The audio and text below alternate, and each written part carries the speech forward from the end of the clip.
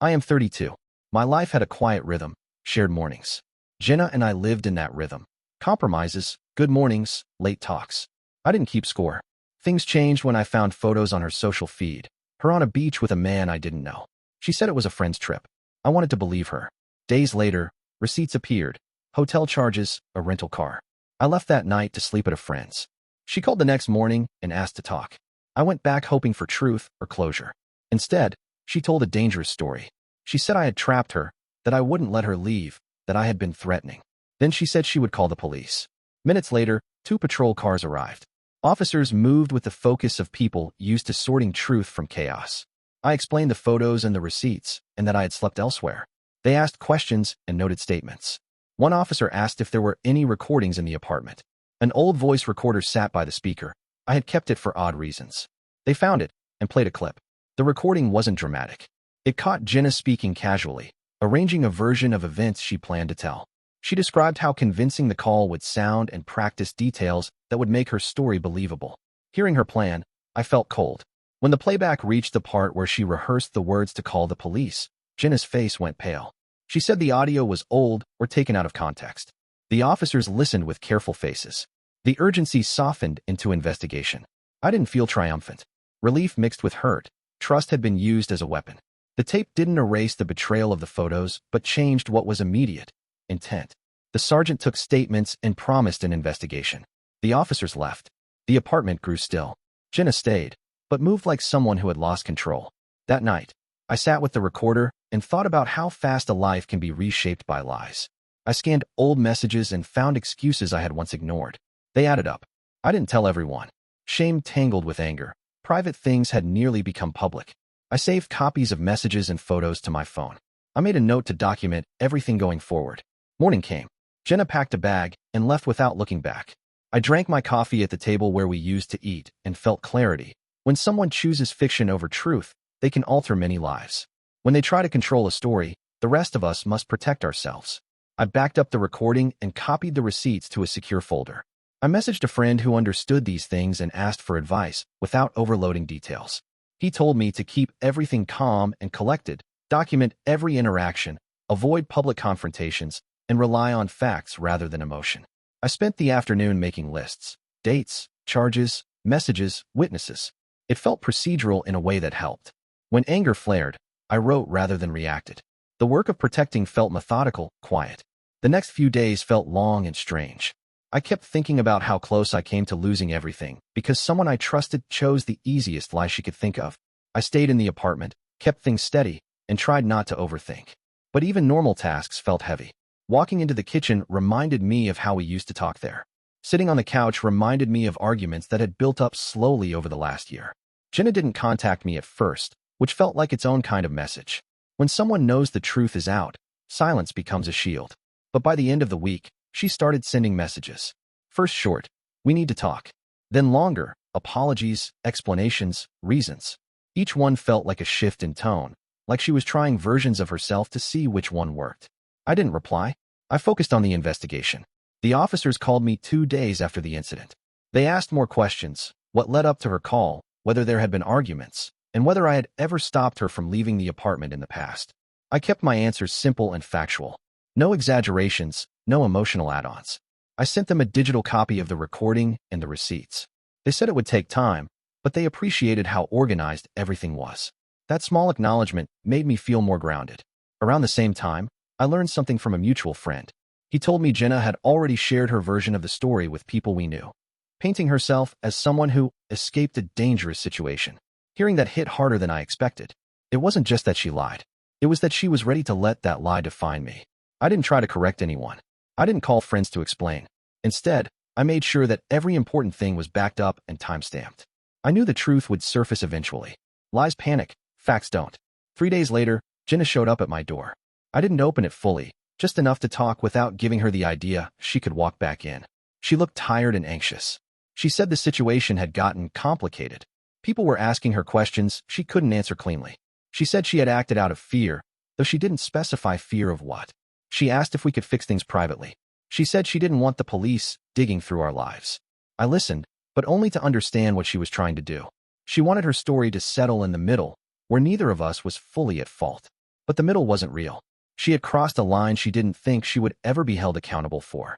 I told her, not in anger, just plainly, that I couldn't protect her from what she chose to start. I said I would cooperate with the investigation but not involve myself in anything beyond that. She didn't argue, but her expression changed like she realized something for the first time. I wouldn't bend.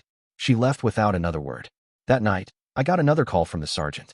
He said Jenna's story had several inconsistencies, and the recording raised serious concerns. They needed one more written statement from me.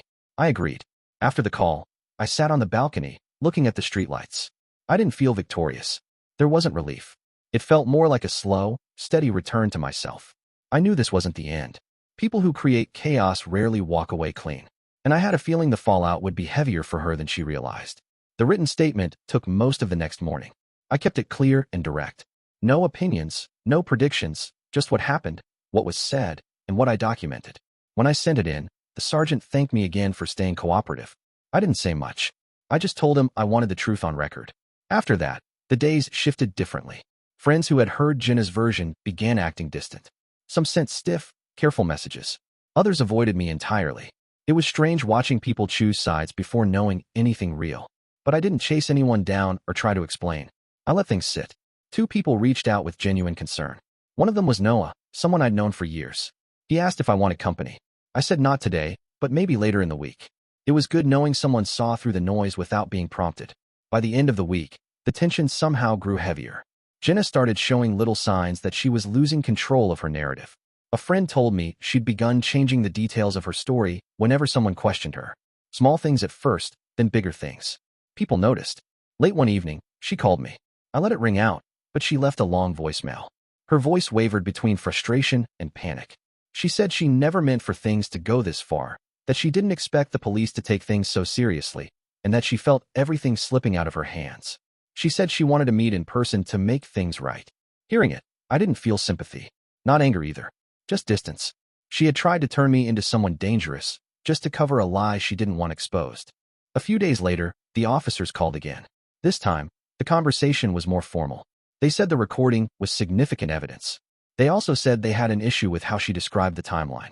Her version didn't line up with phone records or door camera timestamps. They didn't give me details, they couldn't, but I could tell things had shifted for good. After the call, I realized something. This wasn't only about clearing my name anymore. It was about breaking the pattern that had been building for a long time. The constant excuses, the hidden things, the manipulations disguised as emotion, all of it had been pointing in this direction. The lie she told the police wasn't sudden. It was just the final step of a path she'd been walking for months. I decided to remove myself from everything connected to her. I blocked her number. I changed the locks. I asked the leasing office to note that she no longer lived there and wasn't to be let in. I cleaned the apartment, cleared out old pictures, boxed up anything she had left behind, and set it near the door until she arranged pickup through someone else. It felt quiet afterwards. Not peaceful, but clean, like space had opened up for the first time in a long time. That night, I got another voicemail, this time from someone I didn't expect, Jenna's cousin. She didn't defend Jenna. She didn't accuse me. She only said, she's scared, and she knows she can't control this anymore. I didn't reply. It was the first moment I realized karma wasn't loud. It didn't need dramatic scenes. Sometimes it arrived in quiet pieces, conversations she couldn't manage, lies she couldn't keep straight, people backing away from her instead of me. A week later, I got the call that changed the direction of everything. It was the sergeant again, but this time his tone was different, more firm, more final. He told me the investigation had concluded. Jenna's claim had been ruled as knowingly false.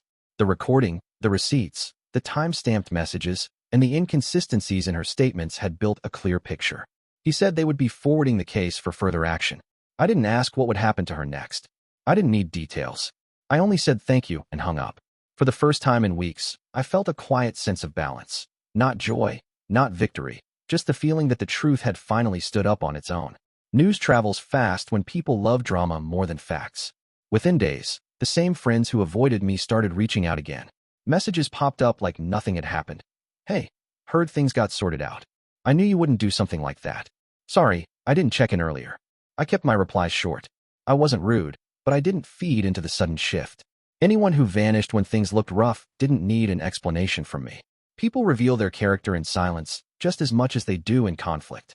Meanwhile, Jenna stepped into the fallout she had tried so hard to avoid. Mutual friends said she'd been confronted by people who originally believed her. Some had asked simple things like, "Why doesn't your timeline match?" Others asked why she claimed I blocked her from leaving when the recording had her rehearsing the whole lie. Each question backed her further into a corner. She took her social accounts private. She avoided gatherings.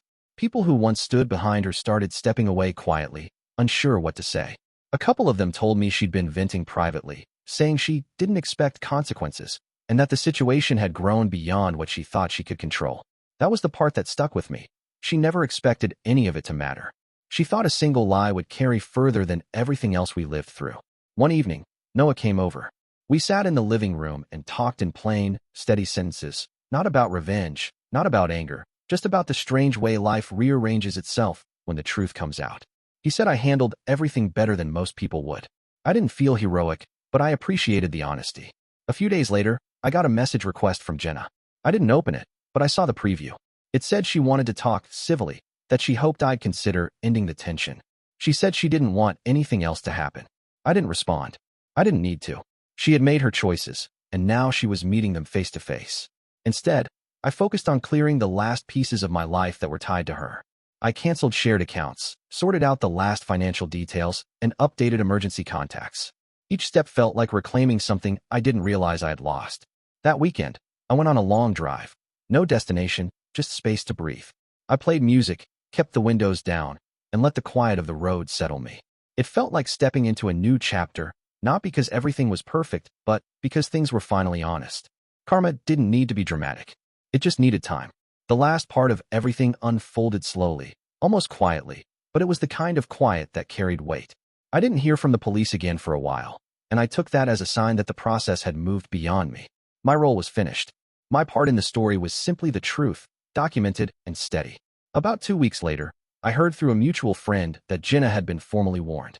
They said the officers explained how serious a false report was, especially one involving claims that could have put me in real danger. She didn't argue. She didn't fight back. She just listened. According to the friend, she looked smaller than before, not physically, but in presence. Like the story she built had folded in on itself, leaving her alone with the consequences. I didn't react much when I heard it. I didn't celebrate. I didn't feel satisfaction. It just felt like a chapter finally closing without noise. Around that time, people who once believed her tried reaching out with excuses. Some said they didn't know what to think at the time. Others said they wanted to stay out of it.